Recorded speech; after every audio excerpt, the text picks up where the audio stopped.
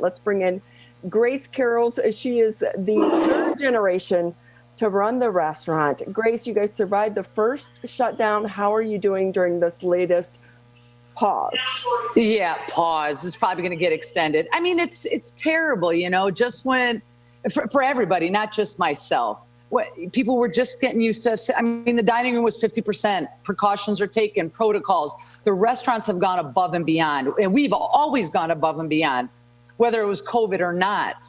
And yes, is this thing real? Absolutely. Yes, does everyone wear your mask? Be careful, pay attention. But the restaurant industry seems to be taking more hits at this time than should be. And I think that's messed up. I really do. And I'll keep it nice. I messed up. You know what I wanted to say, Ryan. You know. Oh, boy. Uh-oh. I do. And, you know, Grace, we've had the Michigan Association for the restaurants on several times. And one thing I like to do is track the numbers myself. Right. And we were talking, I said, well, according to the state numbers that they provide to the public, and it's different, right? Which is also messed up because their science and data is another issue, but yeah. Right. But it didn't seem like there were a lot of outbreaks that were being reported, especially in our area here, for them to do this. So exactly. I'm wondering if, from a business owner, do you think, how many businesses do you think will have to shut down after the second pause? A lot. I can't give you an exact number, but I know how many shut down after the first one, not let alone the second one. That, again, if it's a 3-week thing, it's going to be tough. If it goes longer, which it probably will, then you're going to see more shutdowns. Detroit was saturated with restaurants to begin with. Yeah.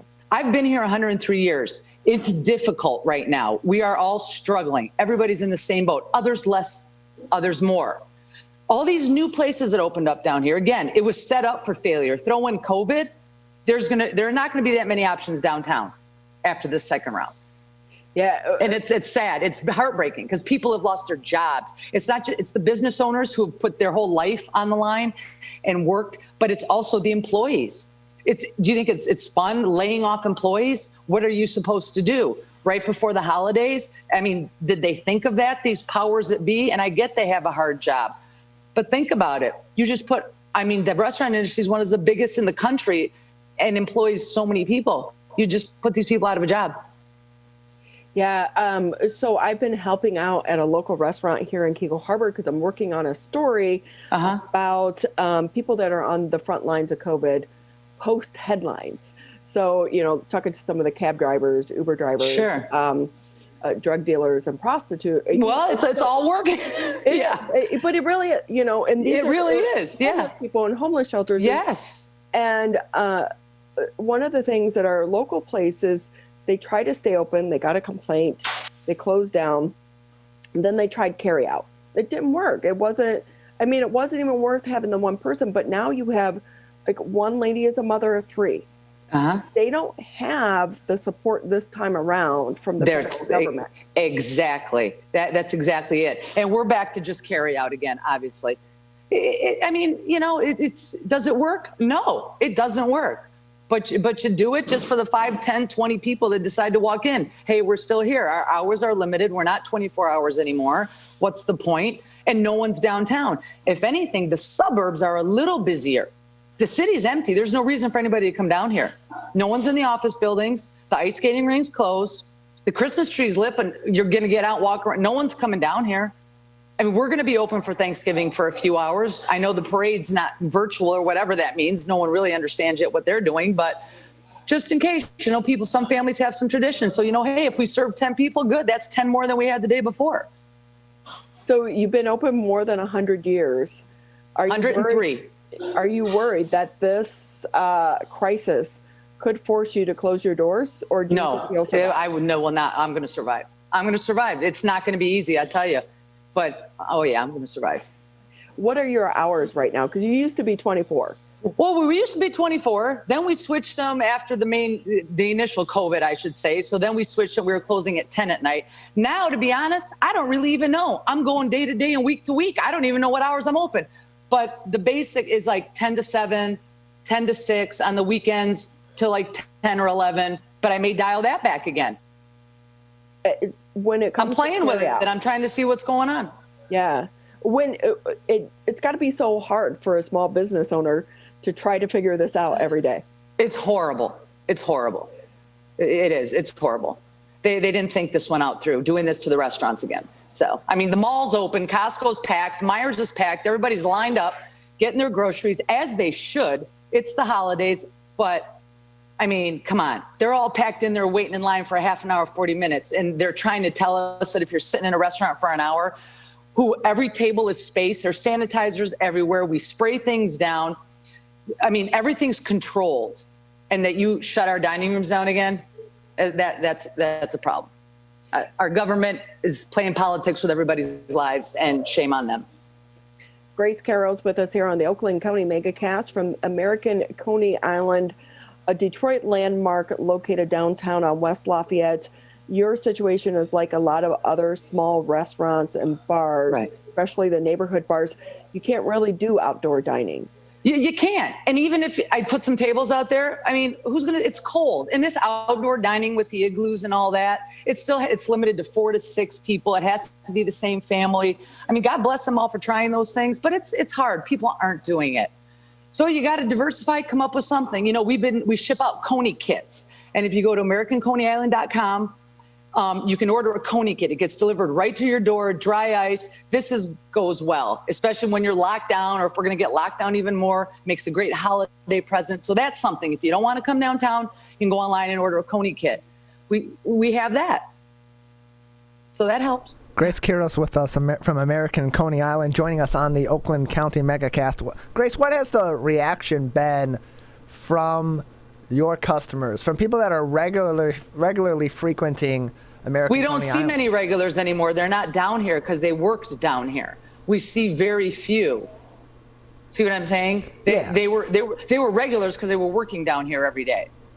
Well, they're not anymore. From your customers that are getting carryout or are getting other packaged goods from you during this current shutdown, what's the reaction been from them? Are they frustrated that they can't come in and have the American Coney Island experience? Yes, everybody seems, the consensus is it's ridiculous that the restaurants had to suffer through this again.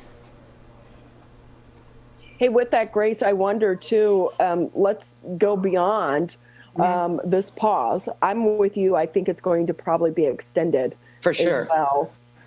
But if we go beyond that, I'm looking at the long-term impact of this for the city of Detroit. How many businesses do you think are going to continue to allow their employees to work remote, which will have a direct impact on businesses such as Probably yours? A lot of them. Probably a lot of them, I would say. I mean, it depends how productive they are. Most people are more productive. But then again, I think at some point they're going to get tired of working out of their house. And I think they're going to want to get out and get downtown. At some point, something's got to give. Yeah. I believe that. Or it could be a hybrid situation where maybe you go into your office 2 days. Part-time here, part-time there. Right, exactly. Right. But at any rate, it's going to have a long-term impact on restaurants such as yours because you're not going to have those crowds. No. And if there's no events, I mean, but they'll all come back eventually. So we got to hang on. A lot won't. A lot won't. Again, the city of Detroit was oversaturated. Too much everything. This big comeback prior to COVID. Let's not even go that all this new stuff. No, it didn't work. It's too much. COVID just accelerated the situation with some of these restaurants, which is very sad because you do not want this to happen to anybody. People work hard and put their money and life into it. And it's heartbreaking. It's heartbreaking for all the restaurant owners. It's heartbreaking for the employees you have to lay off. We feel for each other. So yeah, has there been any consideration from your standpoint? And I know it's kind of hard to say these things publicly, but in the second pause, did you have any thought of saying the hell with it? I'm just going to keep business as normal? No, because listen, we all have to you got to be smart and careful. Like I said, this thing is real. Okay, it's out there. It's a problem. So no, I would never do that. But you have to be careful.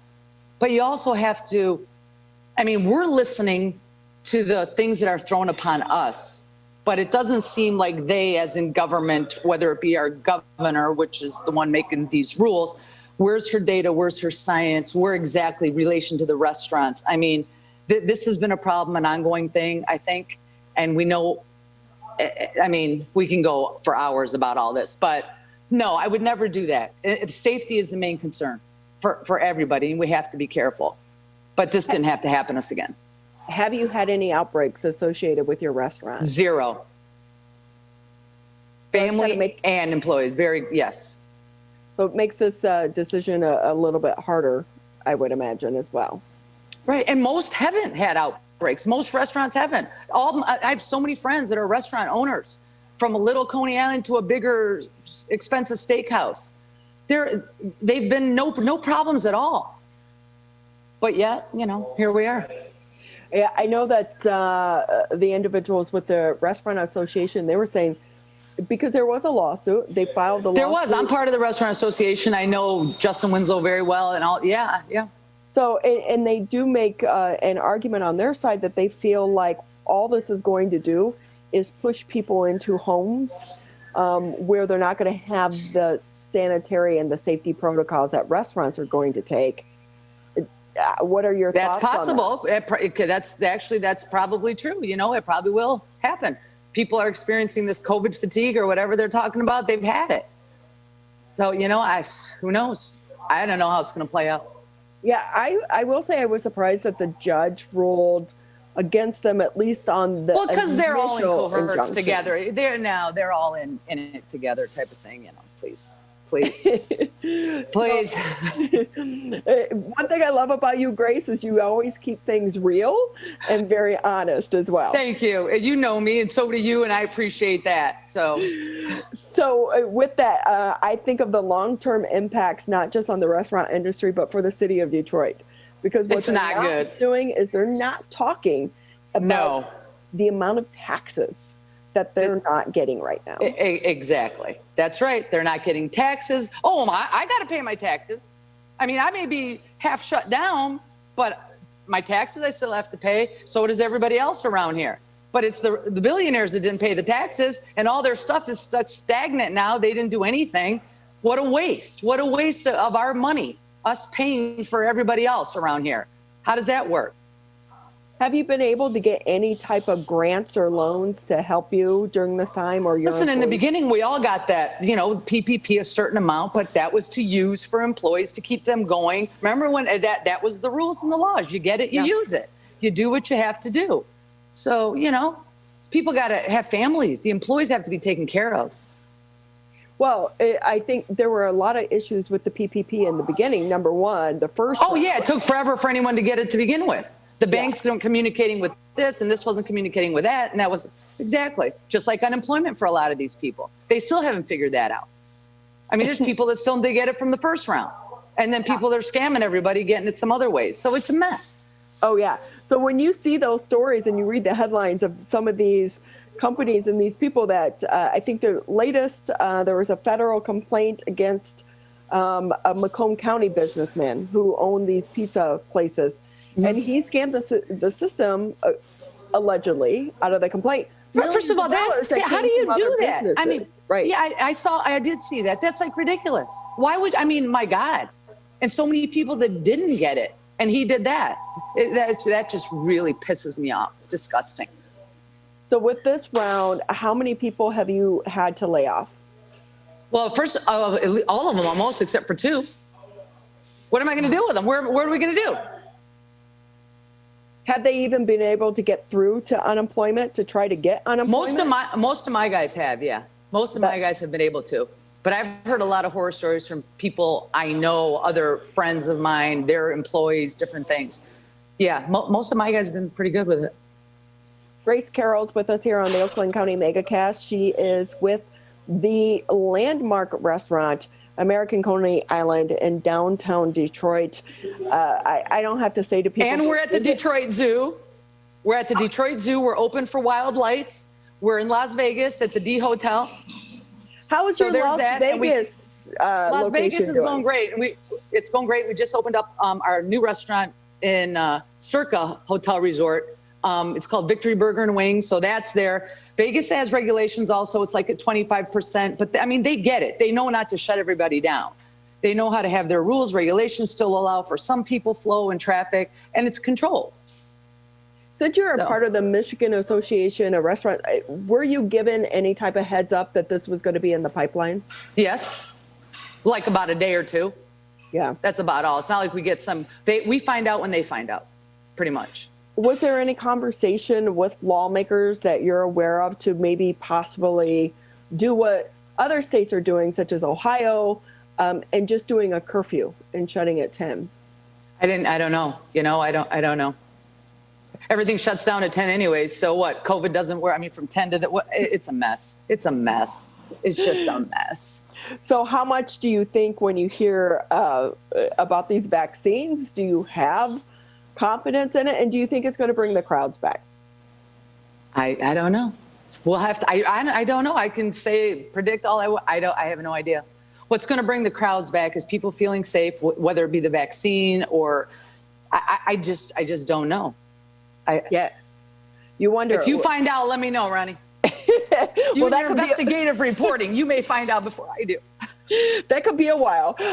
But I will say, but it's like you said, until you have those events like the Lions, these events downtown. I don't think anyone's going to go watch the Lions, even when people are allowed to go back. But that's a whole nother story. And I love them. I love it. I love watching them, and we just love to suffer. You know what? That's something we should all be getting behind to protest. We need new owners for the Lions because I think the Fords are the curse. Oh my God! Yeah. So Grace, we hopefully try to leave people on a positive note. We're going to be positive. You guys learned that that maybe you can offer advice to other business owners or other people that maybe you wouldn't have done pre-pandemic, but you tried during the pandemic that's going to continue post-pandemic? We're just doing our thing. Same thing, really. I mean, still don't forget, the people that are needy. We still fed the homeless. We joined the Feed the Front Lines program. Still go out there and help because there's people that are in worse shape than you are. And just be grateful. I mean, it's tough times. And I mean, and we are the week of Thanksgiving, and it's a good reminder for us to always be thankful. But I also wonder the expense that businesses and restaurants are going through, such as yours, at a time when you're not bringing in the revenue you once were, but yet you're still reaching out to the needy. You have to. Well. You have to. You have to.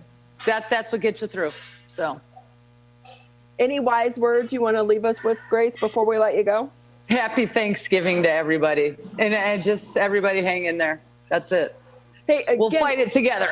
There you go. Mm-hmm. You said you're going to be open on Thanksgiving. What are the hours? Probably like 9 to 1, 9 to 2, something like that. There may be families that need to get out of the house while the turkey's cooking so they don't kill each other. I mean, Thanksgiving Day was one of the busiest days of the year down here. So, well, I'm thinking maybe you should switch those hours to later for people such as me, attempting to make that turkey for the first time. So just in case I burn it, I need a place to go. But see, y'all needed to order from restaurants. That's how you got to support the restaurants. Order the meals from the restaurants and don't worry about burning the turkey and calling the West Bloomfield Fire Department. Good words, Grace. It's good to talk to you. We have to get together soon. You. And yes, again, thank you so much. You're a landmark, and so as a reminder, people can order Conies. Order online. your Coney kits. It makes a great Christmas gift, holiday gift, office gift, since everybody's sitting home anyways. And you can order it for your personal use, or if you want to send it all across the country. How does that work? How do you keep the food fresh? It's in dry ice. It's in a big, come on, now we've been doing this for 15 years. And we're really busy during the holidays. It's actually really busy season. People order them from all over. It's great. Well, good. Hopefully they'll do so even more Thank you. Yes, thank you very much. Grace Keros with us on the Oakland County Happy Thanksgiving. Happy Thanksgiving. Thank you for being with us, Grace. Thank you. Thank you.